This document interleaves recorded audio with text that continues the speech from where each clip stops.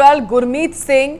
बेबी रानी मौर्य ने राज्यपाल के पद से इस्तीफा दे दिया था, तो अब नए राज्यपाल बनाए गए हैं लेफ्टिनेंट जनरल गुरमीत सिंह। तो बेबी रानी मौर्य ने 8 सितंबर को राज्यपाल के पद से इस्तीफा दे दिया था। 3 साल का कार्यकाल उन्होंने पूरा किया और अब आज जो है नए राज्यपाल लेफ्टिनेंट जनरल गुरमीत सिंह को बनाया गया है। तो सेवानिवृत्त है ये, और ऐसे में नए राज्यपाल के तौर पर लेफ्टिनेंट जनरल सिंह बनाए गए हैं। ये बड़ी जानकारी आपको दे रहे हैं, जब पर फरवरी 2016 में सेना से रिटायर्ड हुए थे जनरल सिंह, और अब देखिए ये उत्तराखंड के राज्यपाल बनाए गए हैं नए। तो बेबी रानी मौर्य ने 8 तारीख को इस्तीफा दे दिया था। 3 साल का कार्यकाल उन्होंने पूरा किया, और ऐसे में नए राज्यपाल कौन होगा, इसको लेकर लगातार सवाल खड़े हो रहे। तो अब देखिए साफ हो चुका है, जहां पर retired lieutenant general Gurmeet Singh Uttarakhand के नए गवर्नर बन चुके हैं। इसी पर और अधिक जानकारी लेंगे सहयोगी से जितेंद्र।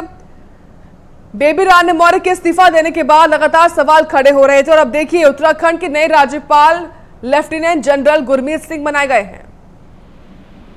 साक्षी, देखिए जो पूर्व राज्यपाल थी बेबी रानी मौर्य, बुधवार को उन्होंने अपना इस्तीफा दे दिया था, और उसके बाद जो नई नियुक्ति हुई है उत्तराखंड के राज्यपाल के रूप में, वो सेना के पूर्व उपाध्यक्ष और सेवानिवृत्त लेफ्टिनेंट जनरल गुरमीत सिंह को उत्तराखंड के राज्यपाल बनाया गया है।